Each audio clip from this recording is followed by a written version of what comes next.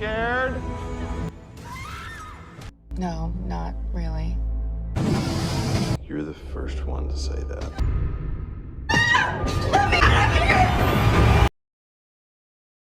The movie begins with a woman named Jessica, who has recently become a widow because her husband has died.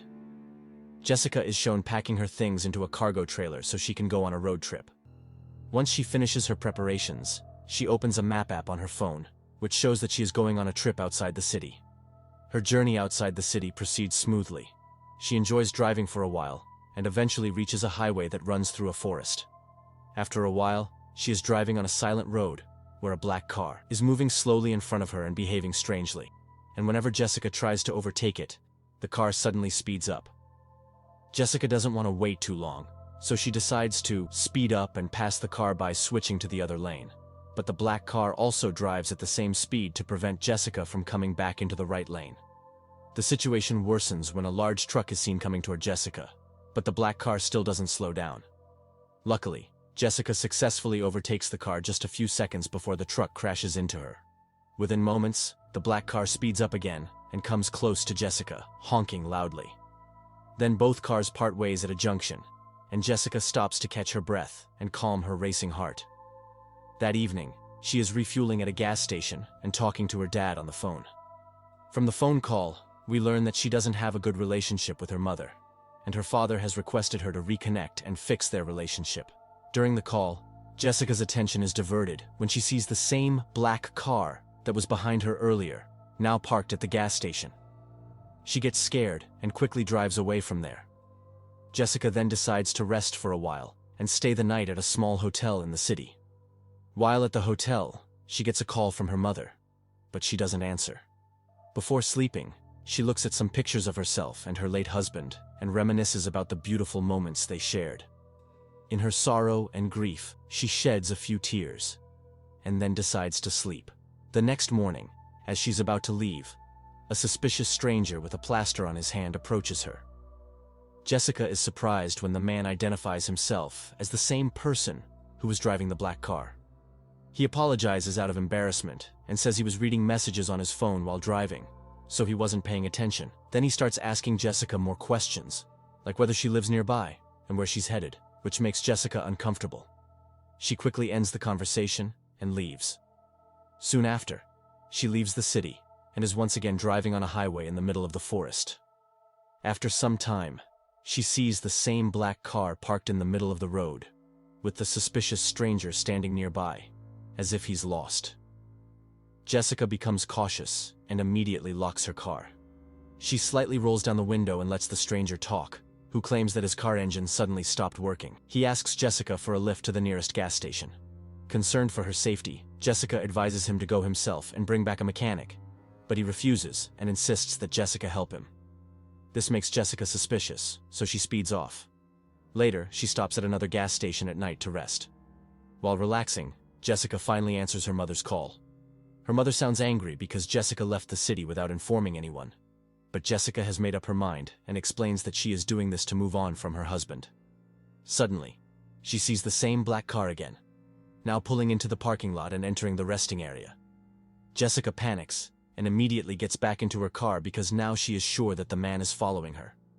As expected, the man comes to her window, but before he can say anything, Jessica drives away. As she tries to leave, a white van blocks her path, allowing the stranger to approach her again. He says he just came to use the bathroom and accuses Jessica of being scared for no reason. Jessica ignores him, and as soon as the white van moves, she drives away quickly. She speeds up, seeing the black car following her in the rearview mirror. Jessica decides to call 911 and report that someone is following her. But when the operator asks for her location, she becomes frustrated because she doesn't know exactly where she is. Jessica panics even more when the black car rapidly approaches her, but suddenly the car passes her and vanishes into the dark, suggesting it wasn't the suspicious man's car. Jessica tells 911 that her report was false and feels a bit relieved. But just then, she loses control of her car, which veers off the road.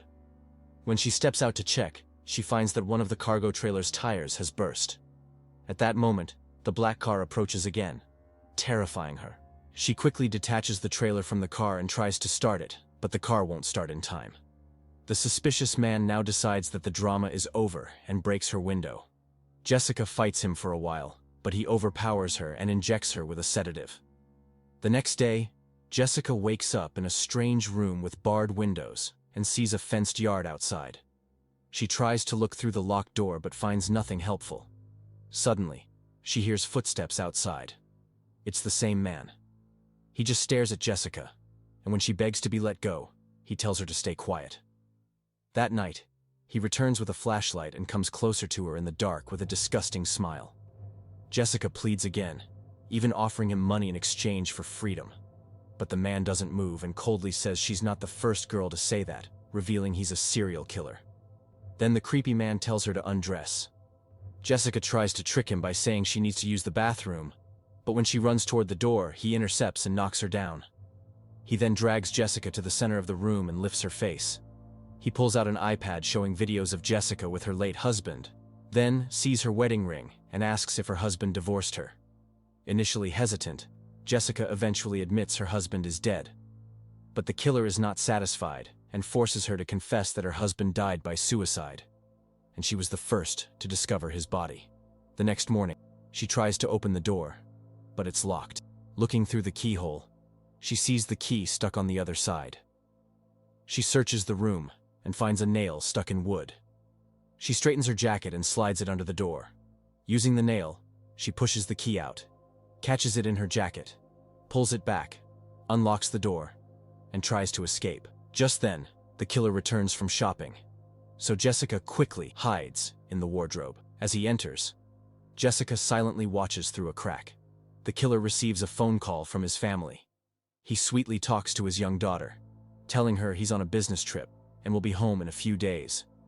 He hangs up and heads to the basement. Jessica uses this chance to escape into the forest. The killer realizes she's escaped and starts chasing her. Jessica runs until she trips and injures her foot. While pulling out the twig, the killer hears her scream, but she keeps moving. When she has no other option, she jumps into a river to escape, risking drowning, and lets the current carry her to the other side.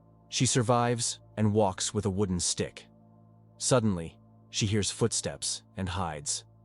When someone approaches, she attacks with the stick, but discovers it's just an old hunter. She apologizes and asks for help, explaining someone wants to kill her, and asks for his phone, but it's broken because she accidentally hit it. The hunter feels pity and takes her to his truck, gives her boots, and they drive off. He gives her a sandwich and tries to comfort her, but soon, they're blocked by a fallen tree. Jessica panics and tries to move it, but it's too heavy. Just then, the killer arrives. He tells the hunter that Jessica is his mentally ill sister who ran away. The hunter is confused but starts to believe him and lets him take Jessica. But when the killer tries to forcibly grab her, the hunter grows suspicious and points a gun at him, forcing the killer to release her. The hunter demands the killer's phone to verify the story. The killer brutally beats the hunter, takes his gun, and shoots him dead. Jessica continues fleeing into the deep woods as the killer, now armed, searches for her. She hides under bushes again. The killer tries to taunt her, saying she has only 2 hours to live from blood loss and should come out and fight. He puts down the rifle, giving her a chance to use it. He mocks her by mentioning her dead husband to provoke her.